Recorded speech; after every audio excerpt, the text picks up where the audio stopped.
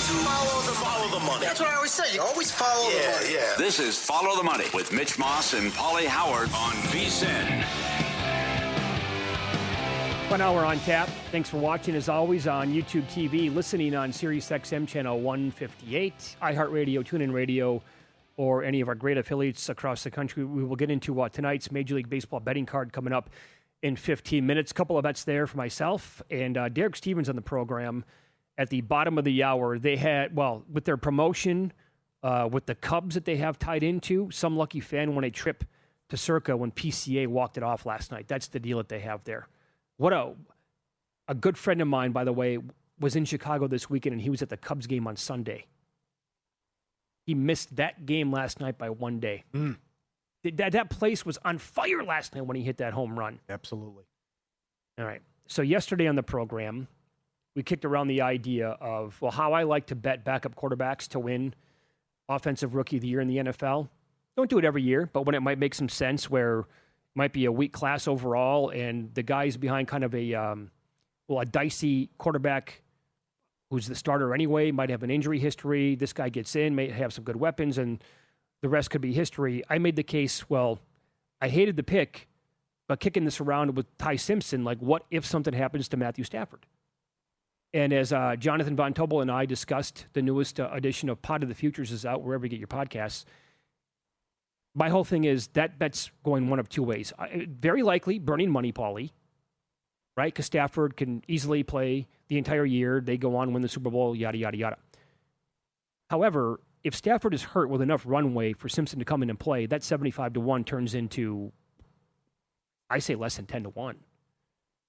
And you're sitting there with a guy that's going to have a real possibility in that offense with that head coach to maybe win the award. I've not made that bet yet. JVT brought up this guy in the podcast. By the way, news today with the Jets, Breece Hall going to miss 2 to 3 weeks. Behind him, Braylon Allen and Isaiah Davis are backups. I bring that up for a reason.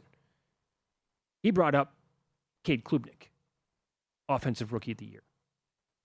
So, even if Hall misses time... Gino, taking him to the promised land.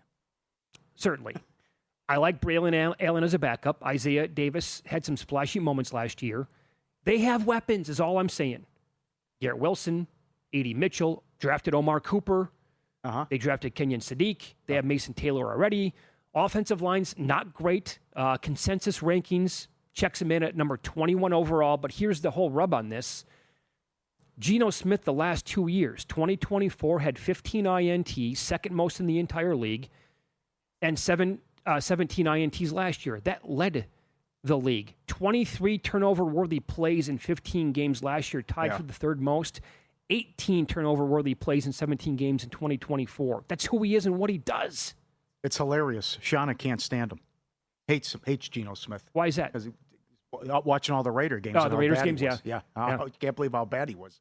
And can't stand him. Well, she's got a good eye then. No kidding. But that goes back to kind of like, when will they pull the plug? How many games will he play? Because I don't want any part of Mendoza. That's crazy at plus 550. Right. We talked that they're going to be a bad team, a last place team, and then there's probably going to be 2 months of Cousins, at least, or 6 weeks of Cousins. Now, the problem is, let's be honest here, Klubnik stunk last year at Clemson, even before he got hurt. He did not come close to living up to the hype from what he was like as a high school prospect going to Clemson. He's had some rough practices, too. Sure, he has. But I think there's an angle here where Geno would not be the starting quarterback the entire time. And then the question becomes, to your point, Paul, when would he get into the games? Well, we saw this. Tyler Shuck almost won it last year. And what if the Saints win their final game of the year? He should have won it. I would agree with you. If they win that final game of the year, maybe that flips enough people or keeps them on him to actually win the award, because it was not a great draft class. Henderson would have won it if Vrabel would have given him the ball. Potentially. That's another one. Yeah. Egbuka was odds on halfway through the year. So, Shuck didn't play anywhere close to the entire year. What if a guy like Klubnik, what if a guy like Simpson were to come in, I'm just going to spitball here, by Halloween or maybe a week or so before Halloween? What's the record, though, and how important is it? Oh, it's the Shuck won game. The record wasn't there, but Shuck won games at the end. For these awards, doesn't matter. Yeah, I think the record might play in a little bit if it's a quarterback. Are you going to give it to a guy on a 4 or 5 win team? especially if it's a quarterback. That might be tough. I think that could matter. Because if you're putting up numbers and losing games, I think it's hard to make the case. Well, if it's a down year across the board, which, again, I think, and by the way, look at the injuries we have already. Again, Jordan Tyson out 2 months. That impacts things. You said yesterday that you can't stand Cam Ward. Right. You think it's not going to work at all in Tennessee, so you don't like Cardinal Tate? I'd rather have Boston and Stribling. Absolutely. What about Concepcion for the Browns? Yeah, I'd like... Charch had a phenomenal breakdown on Boston a couple weeks ago. Yeah. I'd rather have Boston. But I think all of this now that we have in pocket on Stribling makes a lot of sense here with this guy. Mm-hmm. By the time I draft in my fantasy leagues in 2 weeks, Charch said he was probably going to move him up into his 30s for like wide receiver. Where's this guy going to be going in 2 weeks? Round 6? 8? Getting nuts here? So... I don't know. I thought the Klubnik thing was interesting anyway. If there's more injuries, too, yes. Could happen. Mm-hmm. How about other news? Waller to Carolina. Keenan Allen to Indy. I like the Waller pickup. Breece Hall hurt. What's going to happen in Atlanta? When can Penix come back? When will he be cleared? Tua looked awful. That's going to be a thing all year, I think. Yeah, there's a lot of problems and concerns already. Yeah, I don't want to overreact, but I'm pretty confident that Tua's not going to look great this year. There's also this. So at prediction markets, you can find, and I think DraftKings might have it up in some states as well, who's going to be the week 1 starting quarterback for the Cleveland Browns. Watson is at 84% right now on Kelce. Yeah, it should be higher. It's over. You think it is? They told him a month ago you're the starter. And also look at the comments by Monken. Right. He was awesome. No, he wasn't. He scored. He was not. That's all you need to know. He was awesome. He scored 10 points. He was not awesome. But I guess he looked great compared to the other two, like Ed Salmon said. Sure. How bad Sanders and Gabriel played. But see what Sanders does is he gets the start in the second game. But I would think their concern moving forward is can he stay healthy? Well, this is Dan Orlovsky from ESPN, who evidently was beating the drum for Shedeur Sanders before the Browns played in their first preseason game. Then he had a chance to watch that unfold, and he kind of changed his opinion on who should be the Browns' week 1 starting quarterback. After preseason week 1, it's not close, the competition. And I've been pumping Shedeur to be the guy. I thought Deshaun played faster. He saw it cleaner, and the ball jumped off his hands a lot more. So the good. This is a simple concept. It's curl flat, but once he sees the defenders kind of split 1, 2, 3, ball has to come out right now. I thought this is something that I was surprised by Deshaun. The ball came out quickly, okay? So that is a good thing. Now, a player, too, that you'd love to have back is he goes to pull the trigger at the bottom of the screen. That guy's open, throw it. Then he goes to set to the top of the screen. That guy's open, throw it. This is first down. Instead, he doesn't throw to either of the deep options, becomes a scramble guy, and then that's only a 1-yard run. So I do think that there were a moment or two of rust, but if you just looked at the snaps as a body of work, Deshaun was clearly better in the game, and even though I've been sitting here pounding the table of like, start Shedeur because it makes more sense to start Shedeur, I did not find after preseason week 1 that it was all that close, off game. I do agree with what he said at the end. You're rebuilding anyways. Right. Like this was the all-time worst contract ever with the trade. This is it for him. The last thing you actually want is for the guy to go out there and play well, which you can't sell another contract anyways to the fan base. But you might as well see what you have with Sanders and see what he can do. But imagine Watson plays well this year to where the Browns actually exceed expectations. Win 8-9 games, it's a nightmare. Yeah, and then nightmare. And then next year in the draft? Yeah. A quarterback-heavy draft? Yeah. I mean, then what do? Then watch that organization say, yeah, okay, you know what? He played well enough, he's going to get another contract. And we'll just punt on taking a quarterback as high as we thought we were going to in the first round. That is your total absolute nightmare situation for the Browns. I heard Adam Burke today, who's from the area, and he's a Browns fan. He was on Money Moves with JVT and Stormy, and he said that he kind of likes 51 out of the 53 projected players on the roster. The 2 guys he does not like at all are the quarterbacks. Yeah. So, and I don't like the hire either. I don't like Monken. I don't like Monken. How do you have a Mack truck in the backfield and not give him the ball? That was ridiculous. He cost him a playoff spot. I'm not going to give the ball to Henry. Not in the fourth quarter. Take him off the field for drives, important drives. The Sunday night game against New England. And then they fed him in the game at Lambeau. Here's a $150 at 200 yards and 4 scores. What was he doing? Yeah, the Patriots game late, the Bills game in week 1. Hello. How do you blow that game? Now, Henry had a fumble in that spot, obviously, but to me, it was an uninspiring hire. And I just... Sure. But here's the thing about Adam Burke's point. I think it's actually, they have some decent players on the team. The defense is going to be solid yet again. I know there's no Myles Garrett. It wasn't just Myles Garrett. I mean, I know he was Defensive Player of the Year, but Verse is also a good young player, and they have a lot of other guys on that roster, on that side of the ball, that are good. So, but the quarterback spot is by far and away it. Beeson's on the clock. Second annual Pro Football Futures Draft on Thursday. 13 hosts and guests face off. Fantasy football style snake draft hosted by Dustin. Win totals, division winners, player props, stat leaders. Keyshawn Johnson joins us. Comedian Nick Bakay, the guru John Hansen was added. Don't just watch the futures draft, profit from it. Thursday, 5 p.m. Eastern, only on VSiN. 2 hours long. We'll have some fun, and I'm interested to see what Keyshawn thinks. I'm picking late. Do you know where you're picking? I have the third pick, I believe. Third?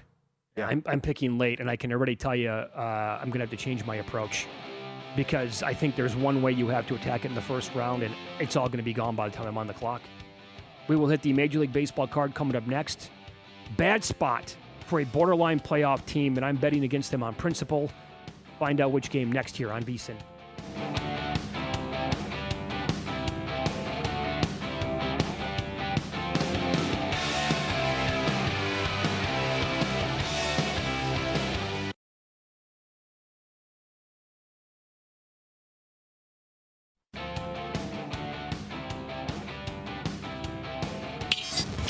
This is Follow the Money on VSiN. Full slate here on a Tuesday, Major League Baseball. We have games beginning coming up in about 20 minutes, including the Yankees and the Orioles. Rodon coming back tonight for New York, taking on Shane Baz, who's 4-12 on the year. Well, I have reverse CLV in this game tonight, which we'll see how it goes. I've had plenty of CLV in baseball this year with losing bets, so hopefully it goes the other way tonight. But money coming in on Baltimore today. I laid 14 cents with the Yankees in this game, down to close to a pick'em now. And here at Circa, minus 109, might be a little bit lower than that at other spots. It's the definition of a Malinsky special for Baltimore. They just concluded their 10-game road trip, played last night in Tampa, back at home tonight. Always a factor here. Orioles used 4 guys out of the pen last night. Not that I don't want to go back too far, but they used a lot of bullpen guys going back the last 4 nights overall. Yankees are rested. And I like them in this spot tonight with Rodon taking on Baz at this number. So I bet the Yankees tonight, Pauly. Worst pitcher ROI. They're 6-18 when he starts. He's down he's down 13 units and change. So it's been a rough go for him this year in Baltimore. And the Yankees are 5-2 against the Orioles this year and averaging almost 7 runs a game. See if they can get the offense finally going and humming. But tough. You get the good news with Rodon, but now you lose Fried. So this is a game the Yankees should win, though, considering this guy's been awful for Baltimore, and they've been bad when he's been out there. Chisholm, good numbers against Baz in his career. Flip it around. Gunnar Henderson has 2 dingers off Rodon as well. So I'm on New York tonight. That game starts in about 20 minutes. The Blue Jays are taking on the Rays. Rays got that win, salvaged that miserable series against Baltimore by taking the rubber match last night. But this is a good pitching matchup, I guess. It is, yes. Because Martinez is awesome. I don't know what to make of Soriano. Let me just tell you this, though. His first 2 starts with Toronto, 4 2/3, 4 hits, 1 earned, 3 Ks, 94 pitches. That included 3 walks. He went 6 innings against the Red Sox, 4 hits, 1 earned, 4 Ks, 2 walks on 90 pitches. Soriano has walked 2+ batters in 18 of his 24 starts this year. The prop is 2.5 tonight. Martinez is off that 101 pitch complete game at Sacramento. He's the opposite. They've been excellent. And he's at the top for ROI, 18-5 when he starts. He's got a great ERA against the Jays. They're 8-2 against him as well. So I would think it's the Rays here. But here come look at this. Blue Jays are right there in this now. Really are. Right? You know, even a bad team like Seattle, not out of it. Seattle's having a horrible year, and they're only like 3 back. So it's you put together a strong week, you might be in the playoffs when it's all. Look what Baltimore was able to do. So. I think the Rays will get the win today and get to Soriano. I'm surprised the price is so low. But the Rays, what are we at now? It's been a year anniversary where last time Vlad had a home run at a home game. At home, yep. Been a year. Can you believe that? Oh, it's one of the most amazing things I've ever heard. It is. It's astonishing. Yeah. So Martinez, I would like a crazy prop like Martinez will throw more innings and fewer pitches than Soriano. Because Martinez, he threw 101 pitches, like I said, in that complete game. Soriano might throw 95 pitches in the first 4 innings. And over 2.5 walks is juicy because it's plus money. But also Martinez has been so efficient this year. I'm not afraid. It's not like we're chasing an unbelievable game from him last week. He did give up 4 earned runs, but they scored, I think, 12 in that game against the A's up in Sacktown. He's much more reliable here than Soriano. Martinez is. A guy who suddenly hasn't been reliable is Zach Wheeler. 210 tonight at home. 1-4 last 5 starts. He's personally 0-3 with an ERA of 6. What's gone wrong here all of a sudden? And that was a sweat last night with the Phillies that they got the win but didn't cover the run line coming back and winning. Harper was awesome. I'm glad we mentioned his numbers. 600 career against Junk. He had 3 hits. But all of a sudden now, if Wheeler's in a funk, they're probably going to miss the playoffs if this continues. Well, because the rest of the rotation's awful behind the big 3. Yeah, they clearly need to have him bounce back to the form that he was in before this recent skid. All of a sudden, what do we get tonight from the White Sox and the Cubs after that masterpiece last night? It's a hell of a game. It's Hudson against Gossman. The biggest question here now is maybe buying on bad news with Gossman. He was really good in his first start for the Cubbies. 7 innings against the Royals, 2 earned, 4 hits, 4 Ks. His last start against Washington, he got lit up, 7 hits, 6 earned in 4 2/3. He's laying $1.70 in this spot tonight against the first place White Sox. Yeah, well, come back PCA props. Why not? He's rocking and rolling. And you're right. Even though it's an opener, that's too high for the Cubbies. They might win, but that's. And look at that total too, 9.5. All right. I would agree with you, Paul. I think the only way to look at this one would be to take the White Sox. Somehow, some way. I can't lay $1.70. Yeah. I said that yesterday. There's no way I can lay that number with Imanaga, and they should not have won the game, That's but right. they did. That's right. And Dodgers, $1.90 on the road again here. But total ownage against Colorado, what they've done. 98-39 since 2018. 21-game hitting streak in Coors for Ohtani, hitting over 400. 4 hits, 2 bombs last night. He can do total bases, hits, runs, RBIs again. The run Ohtani's on in this ballpark, and it's Feltner, who's terrible, 11.5. And at least for a game, the Roberts tie rate helped and worked out. Do you want to bet Ohtani tonight to go yard? I just say total bases again. Well, how about, okay, I'll go one. How about 2 home runs again? 15-1? I'd take the 15-1. He wants to win the MVP. Mm-hmm. He does. And, I mean, would it shock anybody if he has just a gigantic series in Colorado this week? Nope, no. In fact, I'd be stunned if he doesn't homer again. Okay, yeah. So this is supposed to be a good series, but to your point, the Mariners, crappy season overall.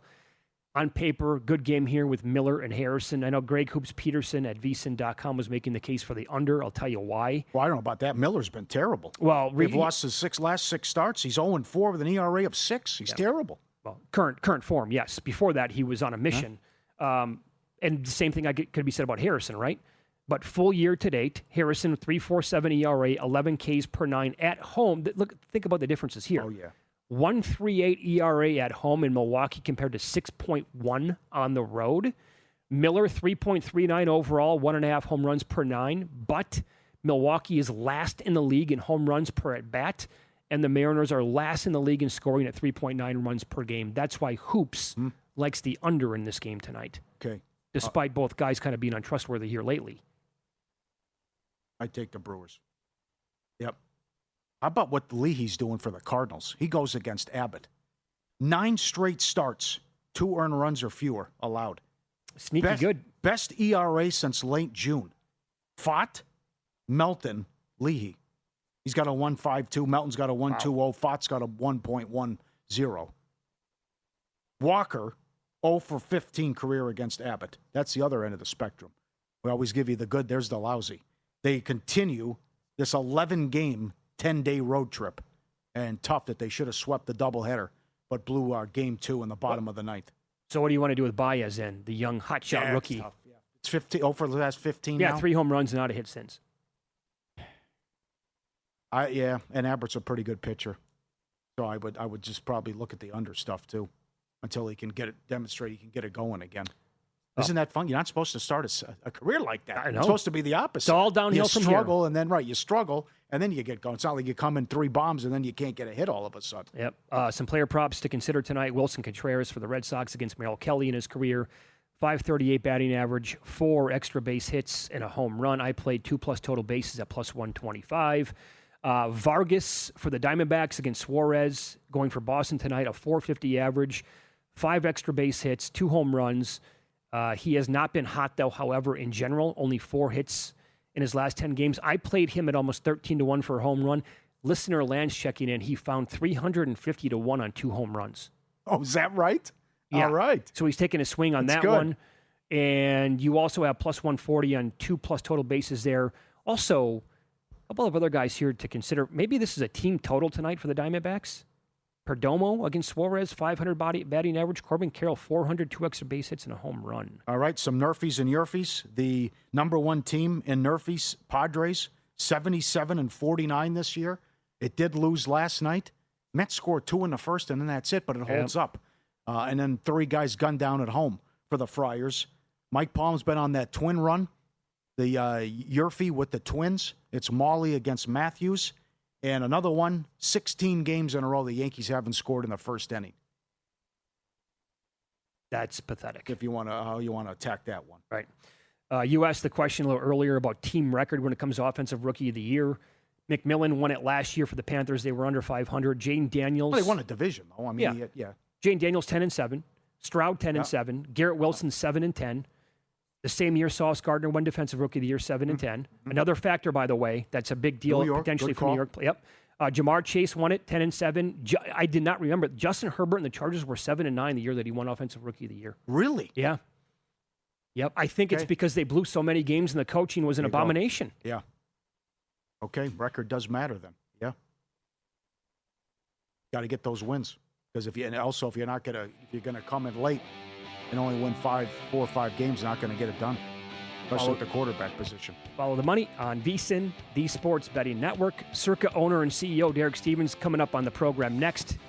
Pauly wants to ask him about a free play that went wrong evidently on a Vegas Strip casino coming up next.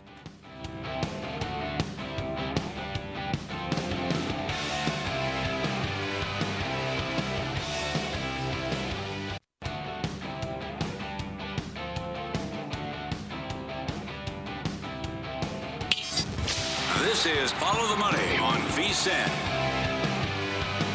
Every week, the owner and CEO of this great property, Derek Stevens, joins the program. Circa Las Vegas also owns the Golden Gate and the D downtown as well. Good to see you again, my friend. How are you today? Very good. Good to see you, fellas. What a game last night at Wrigley. PCA, incredible. Now favored again to win the National League MVP. We'll see how that plays out over the final 6 weeks. Can you explain the promotion that you have for walk-off wins for when the Cubbies are in action? Yeah, if you're part of the program and they get a walk-off win, they get a trip to Vegas. So Cubs and Marquee have done a great job in marketing this thing, and they've had a handful of walk-offs. So we've had an opportunity to meet a lot of Cubs fans coming out here this summer. They could not. I think they tweeted that out within like seconds of him hitting that home run last night. Did you see that? I heard about it. Yeah, a couple people forwarded it to me. I saw that. But man, what a game that was. And our friend of Circa, Taylor McGregor, was right there. She was right there for that interview with PCA. Yep. First pitch of the game and last pitch of the game. You're telling me that's happened before? I believe that's happened before, but it's been a long time, I believe. Well, I read so many tweets about PCA after that game last night. I think the last time that exact thing happened was 1957. I read so many, so yeah. I might be mixing up with another one, but it was first pitch of the game home run, last pitch of the game home run, last time it happened. And this is a heck of a Chicago series. I mean, this is probably the best Chicago series in a long time. You are correct. I think, 2008? The last time they played at Wrigley and they both had a winning record? Something like that. It's been a long time. Absolutely. There was a issue at a strip property with free play. And Yeah. it didn't go well, and it lasted about a day. And, you know, it was the body odor was bad. People waiting in line, they said, can you take us through how many people are involved in the decision, the meetings and everything about if we're going to do a promotion and how you do it right? Yeah, you could argue they did a great job, but actually, I think when we reviewed it, we thought, wait a second, who signed off on the math here? There's a little math problem here. They just gave out too much too quickly. $200 to anybody. Anybody. Everyone gets $200. I realize you want to try to get people in the heat of the summer, but that just goes to show how some free play will drive. I mean, heck, we've seen the night starts here. What happens? I mean, we have a lot of fun with that. But 200 was a bit strong, and the promotion was supposed to last for the rest of the month, right? Yeah. Yes. And they had to pull it back after 72 hours. Yeah, there was I guess, I don't know if it was a running joke or if it was like a legit bet or what, but there was some pros. I think it was right around Bet Bash. There were some pro bettors. Frank B tweeted about it. He goes, this was never going to last more than a week. There's no way, no how it was going to go more than a week. It's just too rich. It was just way too rich. I mean, and what, it was a standing hour and a half long wait generally, but I heard it peaked out. Rami told me it peaked out at 1.7.5 hours. We heard 5.5, so I believe it. Whatever. I mean, Are you serious? That's a long time. Yes. That's yes. It's too long. Yes. I don't get it. What would you guys wait in line for that would take 7.5 hours? Anything in your life? No, nothing. There'd have to be many more zeros on it, I think. I don't know. I would. I don't know. Maybe if it's a unique experience to get. Could you get Masters tickets? I don't know. I don't know what it would be, but You're very aggressive, and I know there's been a lot of talk about the Dragon Link for $2 million up here in a high limit at Circa. What are those discussions like in decisions in terms of what's our limit on table games? How high do we want to go with denomination on machines? How high do we want to go on Dragon Link and such and high limit? yeah, we have those discussions. You know, you got to try to figure out. Key thing is you got to try to figure out who your customer is and who wants to come in and give it a pop. We put the $2 million Dragon Links in here because we thought there was enough customers that would want to play high like that. I don't know if we're doing a great job at it or not. We're getting some play. We'd hope we get more play. The $1 million Dragon Links are doing pretty good. But, you know, we got to have the discussion about, like, what's the risk tolerance? And, you know, I guess we have a little bit of an advantage because we're not publicly traded. So, you know, I'm not really sweating out the fact that, oh, man, if the thing hits, it's going to screw up a quarter.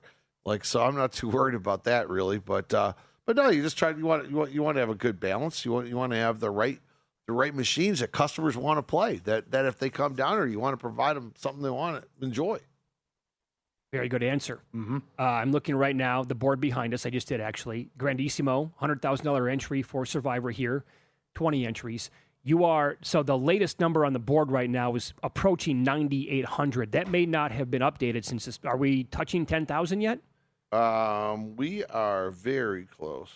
We're close enough that, no, we're not there. We're at about 99.50 right now. So you might get there by tonight. Yeah, we should get there by tonight. Okay. So what projections for that contest are now sitting around where? Oh man, Circa Survivor just keeps growing. I mean, it's just, you know, but will it continue? I don't know, but I mean, this upcoming weekend, what Ian Ritchie's got going on with this fantasy football drafts, what has he got, 100 and some drafts coming in?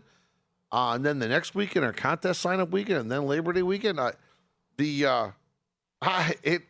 it's amazing. I mean, the wires are starting to pop, so wires are just coming in every morning. Are they? Yeah. So I don't know. Could we get 23 million?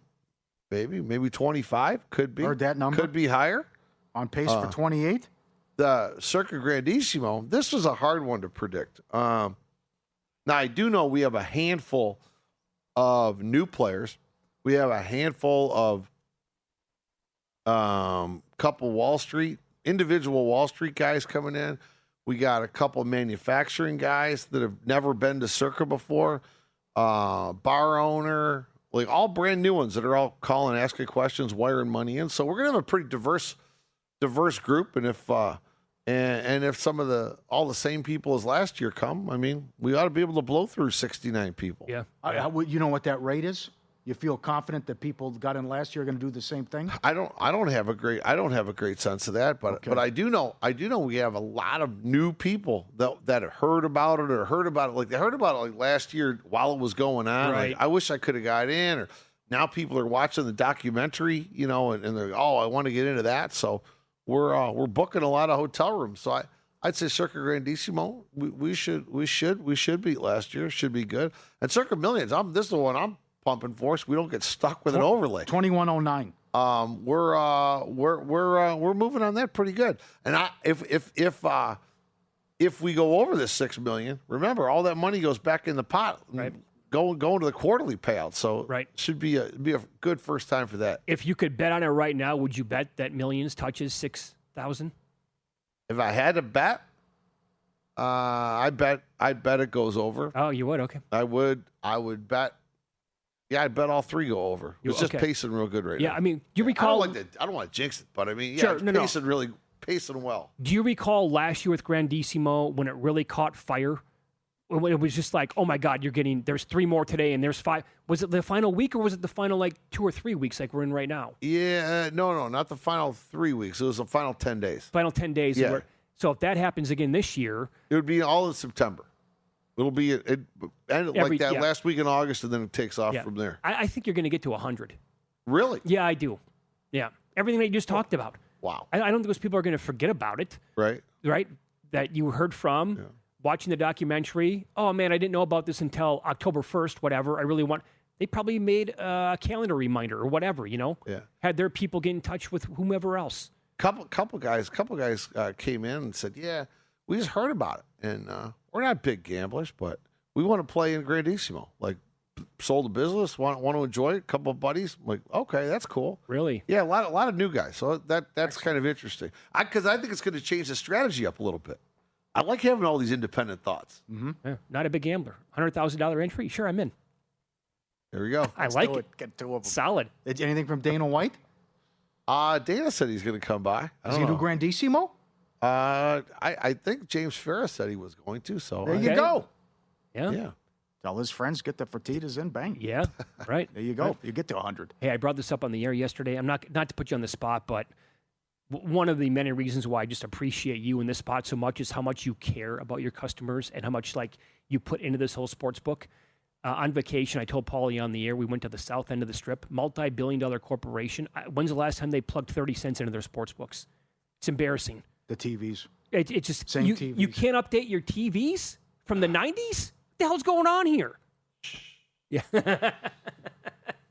I agree, but I mean, we've always been pretty adamant about active content management and Yes. And good refresh rates and clear screens. And I mean, look what we're going through over here. We got Mega Bar going through Mega Cleaning. I noticed that. Yeah, Big time today. Good to gotta see get you ready. again. Football's coming. It is, yeah. Thanks for popping in today. We appreciate that. There you go. Derek Stevens, owner, CEO of Circa Las Vegas. Up next, why you probably should not be betting on Sonny Gray to win the American League Cy Young, and a case for the Mariners to make the playoffs and win their division. I'll share that with you coming up next.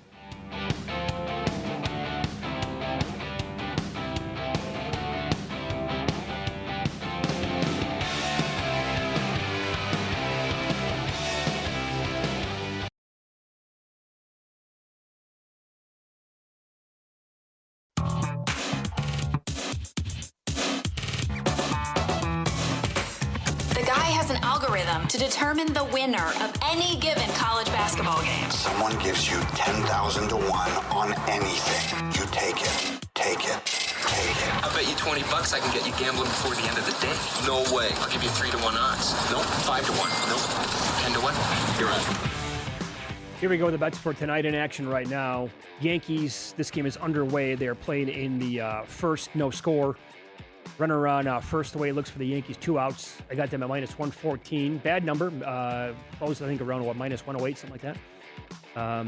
But it's a bad spot for the Orioles. Long road trip, which was over with last night, but now Malinsky special going into this game. A couple of bets for week 0 in college football. I just think these numbers are a little bit too high. For example, Hawaii +6 on the road against Stanford. Who's Stanford to be laying 6 points against a Hawaii team that could be pretty decent again this year? And the other one is, this opened up 3. Paul Stone talked about this with us a while back. But now it's starting to come back a little bit. 6.5s are still available. They were this morning. Give me Memphis +6.5 against UNLV. I don't think either one of those games will close there. So maybe a half a point, whatever, of CLV hopefully going into next weekend's games. Also tonight, Major League Baseball, Wilson Contreras for the Red Sox. Good numbers overall in his career against the starting pitcher. Over +1.5. Merrill Kelly, total bases at +125. Best of luck, everybody. We mentioned the Nerfy, number 1 in all of baseball, the Padres. Mason Miller hasn't pitched since Wednesday. But there's an article on ESPN.com. Is this one of the best relief seasons ever for a reliever? I would say yes. It is. He's 4-1, 30 saves and 31 chances. His one blown save came when he entered in the 8th inning with the bases loaded and 1 out. He got the win anyways. A .89 ERA, 16 strikeouts per 9, hitters hitting 140 off him. 2 extra base hits, both doubles. That's yes. Are you serious? No one talks about it. I mean, the season's almost over. Right. So now it needs to get more attention now that we're almost to September and what he's done. See if he gets out there tonight, but then again hasn't pitched since Wednesday. And the other one, in addition to 15 straight 17th game in a row, Yankees don't score in the first inning. Jeez. 15 straight unders in the WNBA. It's wonky, the schedule the rest of the month. A lot of teams are playing every other night and like 5 games in 8 days, or definitely 4 games in a week, because they're off from September 1st till September 17th. Then they play a week, and then that ends the regular season. It's bizarre. So take a look at the Fever and the Sparks and the Dream, and a lot of teams. You're going to see like 4 games a night for the rest of the month, and a lot of teams are playing every other night until September. I got to be honest, it's so far, like, that patch of time is so far out of sight, out of mind. Why? What's the reason for taking 2 weeks off like that? I don't know either. That is bizarre. Okay.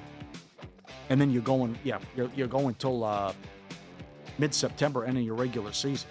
Most people think sports betting is about picking winners. Ungambled, built on a different idea.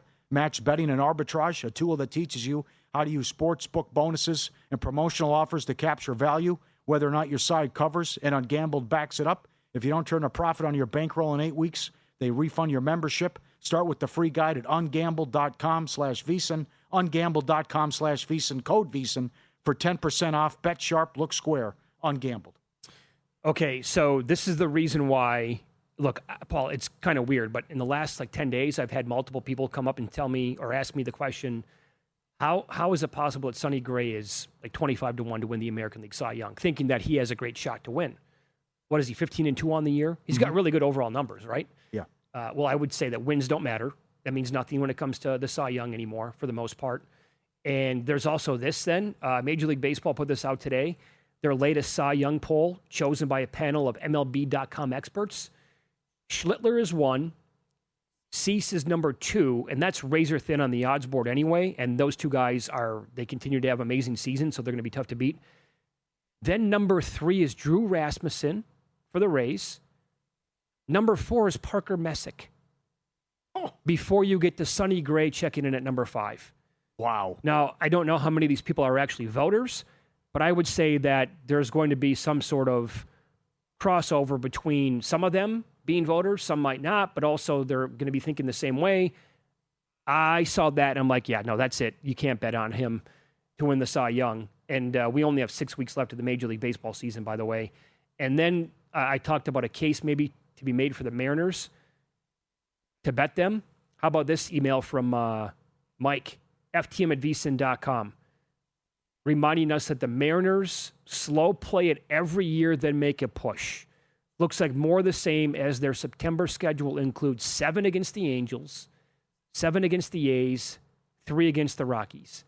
He played them to make the playoffs, plus 275, and to win the division. That's it? Plus 375. That's what the odds are? That's what he got. I'm sure that you might be able to get a little bit more than that. 7 games under 500. I just Only think 2 back, but there are 6 teams ahead of them. And by the way, Toronto's up 2-0 in the first. Baltimore, Texas, and Detroit tied for the final wild card spot. 3 games under 500. Twins a half back, Jays a half back, Cleveland a game back, Seattle 2 back. Tell you what, they might be a team based on the odds, but that books are not stupid. They'll see the schedule as well.